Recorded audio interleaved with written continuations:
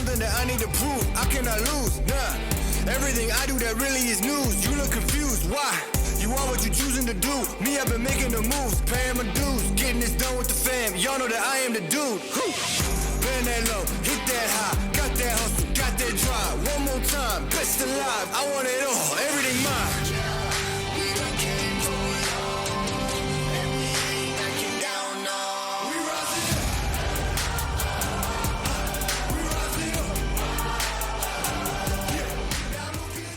All right, y'all, welcome back to the Football Forecast.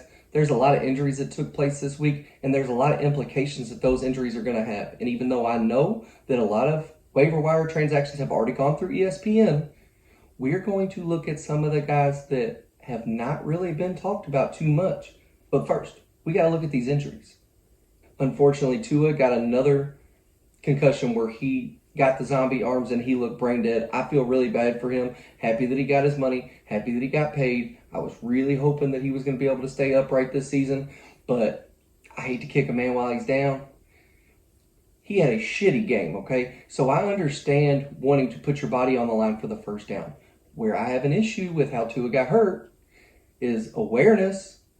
You already had the first down, Tua. You already had the first down by 4 fucking yards, okay? You don't need to keep fighting at that point.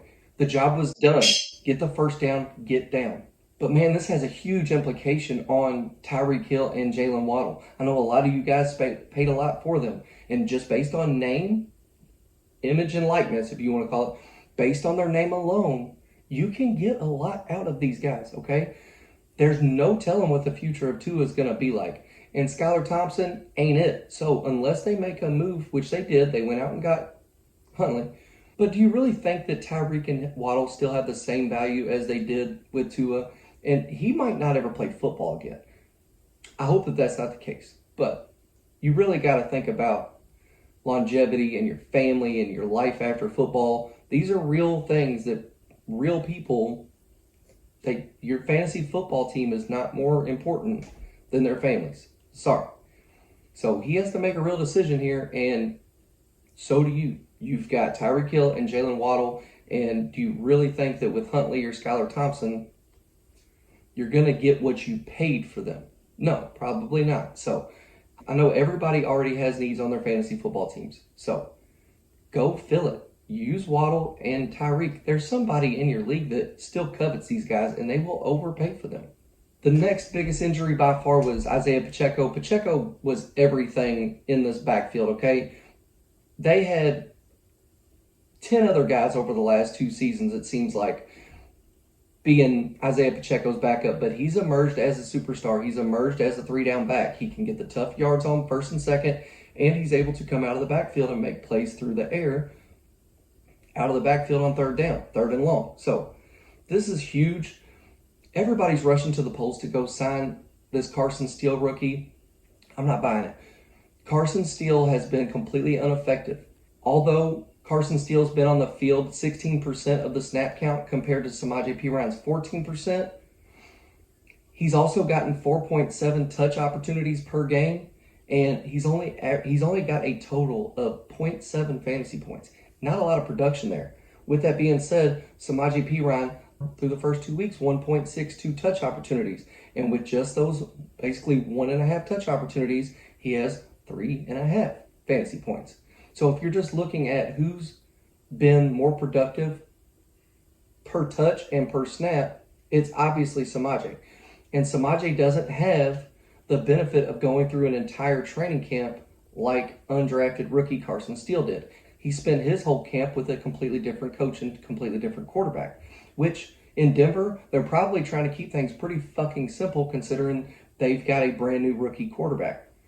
Andy Reid and Patrick Mahomes, they've got a well-oiled machine. They've got a deep, dense playbook. There's a lot of shit that you have to learn if you're going to play for Andy Reid. It's not for everybody, okay? So Samaje's going to need a little bit more time to get adjusted. I guarantee you once he's acclimated to the playbook, he's going to be more valuable and get more time. Not just that, but he's going to be a hell of a lot more effective than Carson Steele. But to be honest with you, neither one of those guys is who I'm after. They just signed Kareem Hunt. Kareem Hunt wasn't good enough for any other team in the NFL. I get that. But he's good enough for Andy Reid. He's good enough for this offense. He knows this offense. So assuming he's kept himself in shape, Kareem Hunt could very easily steal this backfield. Yeah, gonna leave this here. This right here gonna be that year. Yeah, that's too sincere. I don't really think I could be that clear. I'ma be right here, but y'all know that. Wanna feed my fist, try to hold me back. Y'all do that, try to hold me down. Karma is real and it's coming around. Yeah, we done came for long, and we ain't backing down. The whole situation in San Francisco with Christian McCaffrey could not have been more mishandled. And I don't give a fuck about my fantasy football team, or yours for that matter. The people around this organization owe it to the public in general, the fans that are coming to the games, the people that are supporting this football team. They owe it to them to be a little bit more transparent. They completely lied and mishandled everything that had to do with Christian McCaffrey in San Francisco. With that being said, it doesn't look good. The last thing that I've heard about Achilles tendonitis is that basically once you develop that, an Achilles tear is almost certain.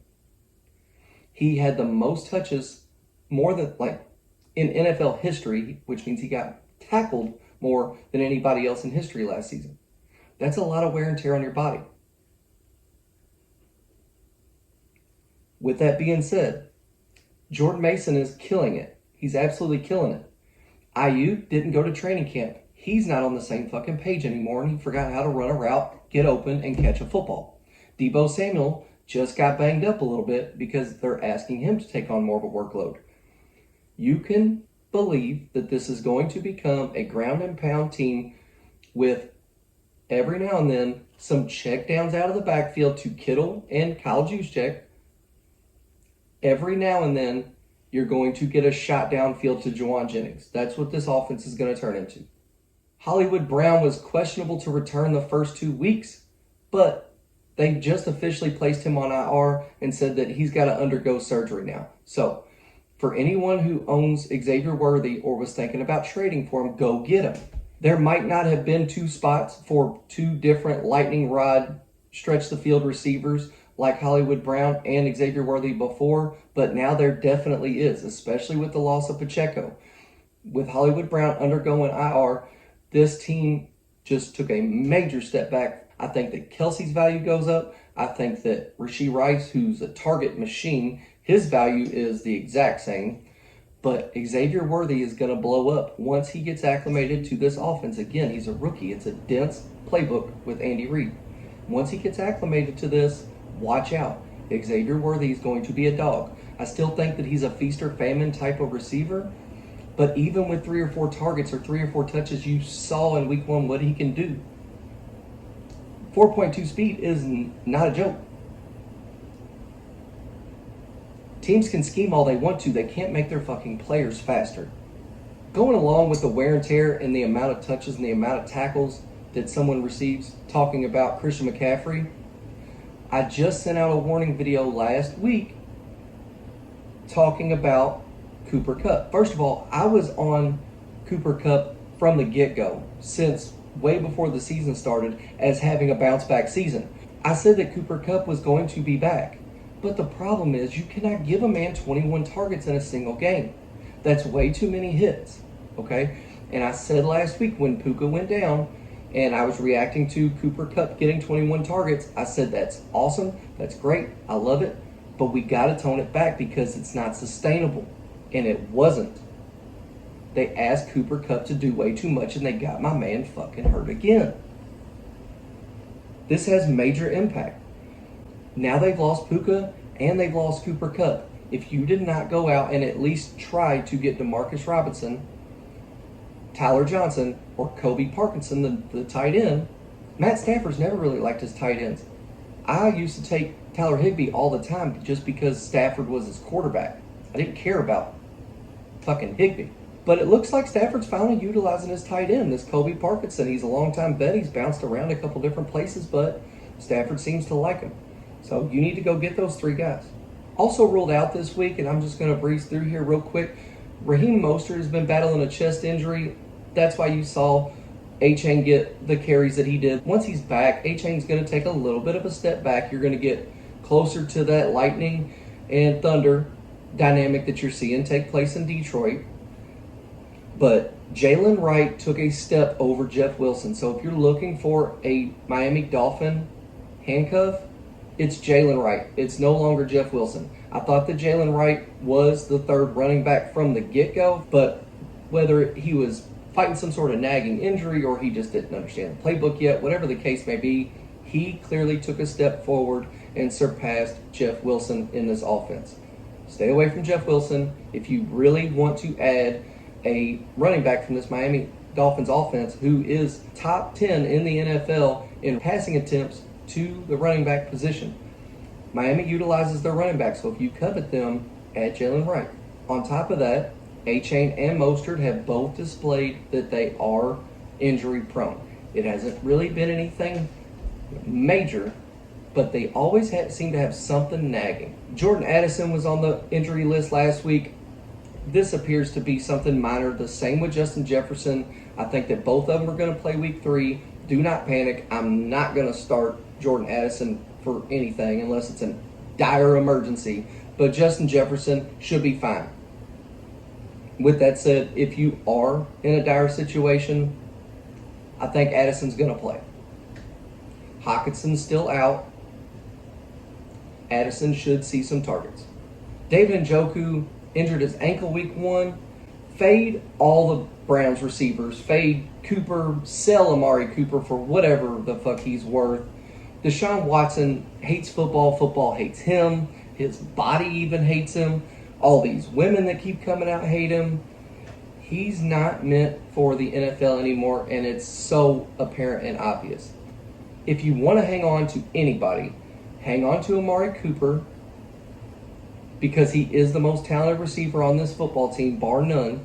I'm telling you right now, I am screaming for them to put Jameis Winston in. Finish whatever we start. We ain't afraid of a battle. We run once. The team go, then we go leave you dunk door. Beat up bully the dunk door. All our position is done for. Beat up bully the dunk door. Evan Ingram, it's really not looking too good for him to return week 3, although it is a possibility. He could see limited snaps, though. I'm not in a hurry to rush Evan Ingram back into my lineup personally. If you are really, really hurting at the tight end position, Brenton Strange has a favorable matchup against the Buffalo Bills. I believe that they've given up the 6th most points to tight ends this season, and Brenton Strange is coming off of a 60-plus yard receiving game. So, I mean, if you're looking just for a streamer, just for 1 week to, maybe your 2 tight ends were Njoku and Ingram. If that was the case, just go add Brenton Strange and use him until one of them's healthy again.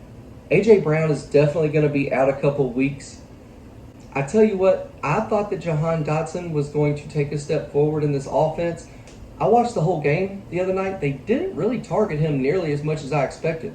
I think that they actually targeted Dallas Goedert's backup tight end more than they targeted Jahan Dotson. Now, Jahan Dotson, just like Samaje Perine, he was a late trade to this football team. He's probably got a lot of shit to catch up on. But with that being said, I watched the whole game, and even though he didn't get a crazy amount of yards, if you're looking for cheap PPR points and you've got the injury bug at your wideout position, Britton Covey, their little slot guy, honestly somebody to keep your name on. But there are 100 other guys on the waiver wire that I would take over him. But if you're like a Philly fan or you're just looking for something to root for in this Philly offense, the Britton Covey kid's he's getting some looks from Jalen Hurts early and often. It didn't just happen in the first quarter, it's, the second half. It was the whole game. They kept mixing him in, so something to watch. Debo's definitely going to be out a couple weeks. Ayuk has been off to a slow start. He cried all offseason long about his contract situation. It is time to shut the fuck up, get your ass to practice, stick your nose in the playbook, and let's play ball, okay? It's been too much talking, too much distraction, too much where is he going, this and that, all this shit all season long. You even admitted that you made it way more difficult than it needed to be and that you pretty much were okay with the term a month ago. That tells me and your entire locker room that you just didn't want to practice, that you were too fucking lazy. You had way too much fun and way too much other shit that was more important to you than playing football and getting ready with your teammates, all while becoming one of the richest men on the team. You know who doesn't appreciate that? People putting the fucking work in and grinding every day that don't make near as much as you do. It's a business. That is real. But jealousy is also real. If you were a quarterback, your offensive line wouldn't fucking block for you. You want an example? Look at Deshaun Watson. It's time for you to step the fuck up. With Brandon Ayuk being out, CMC being out, they're relying on Jordan Mason, a running back. Kittle's been stepping up. Juwan Jennings, for all it's worth, been stepping up. Brock Purdy's been off to a little bit of a rough start, but how could you fucking blame him? All of his top weapons have gone down and Brandon Ayuk wasn't at practice. Another injury to keep your eye on, and this is a running back, so this is huge for the running back, is a nagging groin injury. Tampa Bay has a completely feasible matchup here with Denver for Rachaad White to finally step up and perform to his draft value. But with a nagging injury and 14 weeks left, the Buccaneers are already 2-0. They've been fine. Their offense is firing on all cylinders. I kind of expect this to be a Bucky Irving showout. And I know that I've been saying it from the get-go. He had a pretty decent showing week 1, a little bit of a step back week 2, but they were also on the road at Detroit. You got to have your dogs in that game. But now you're back at home versus Denver. All signs point to Rachaad White should have a fucking massive blow-up game right here. But with a nagging injury and it being the Broncos, do you really need to put his body on the line? I don't really think so. I think Bucky Irving could see the majority of the snaps, or at least the majority of the touches. Rachaad White's probably still a fine decoy. One last point to make about the Buccaneers and just the injuries in general. Tampa Bay has 6 people on their starting defense on this week's injury report. Don't know who's out, don't know who's in. They don't have to give that until a few hours before the football game.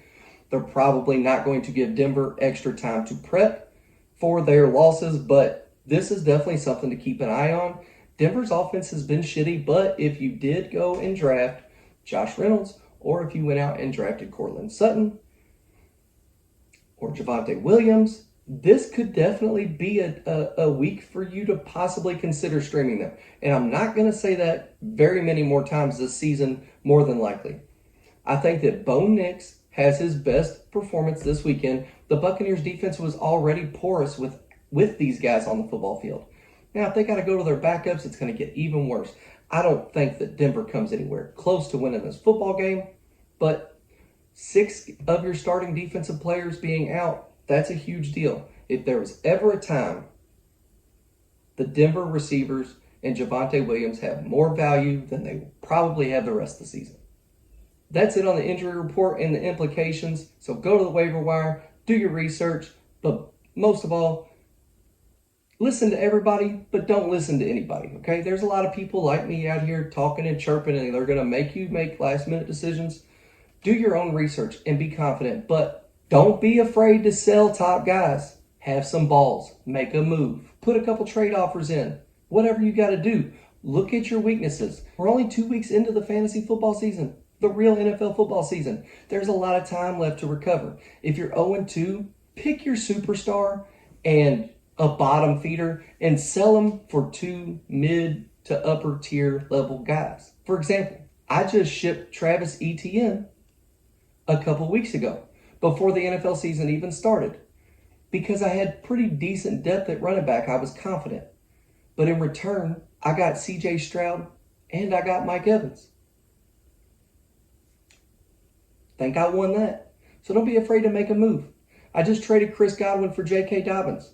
Both are by far outperforming compared to their typical standard par performances. J.K. Dobbins is leading the NFL in rushing. Chris Godwin's leading the NFL in receiving. On paper, it looks like a crazy trade, especially if you consider J.K. Dobbins has been really battling injuries his entire NFL career. But it does seem like he's on track to be the comeback player of the year. And if there's anything that I know about Harbaugh, is he's not afraid to run the football. I would like to see them mix in Gus Edwards just a little bit more to take some of the hits off of J.K. Dobbins, but Harbaugh understands how to run the football. I have no doubt in my mind that as long as J.K. Dobbins is healthy, this amount of success is sustainable. At the end of the day, best of luck in any decision that you make. I hope that you all kick ass this weekend. I hope that we have no more injuries. We've got to stop with the injury. The injury bug sucks. It ruins everything. You can have a plan for months, and the injury bug will screw it up. So I'm looking forward to a great week 3 of football. I'm going to put out several videos, short videos. I'm going to start moving towards 5 to 10 minute videos about different topics. So look for me to start putting out flex options and favorable matchups and other projection videos as far as picking against the spread, DraftKings. I'm going to start making a lot of shorter videos, more geared towards the gambling side. So I had to take 2 weeks to get a feel for the NFL season, but not saying that we know for sure who any of these teams are. I'm not here to overreact, but I really had to get at least a couple weeks of true NFL viewing before I started putting out confident gambling picks. So let's have a hell of a weekend, fellas. Thanks for watching.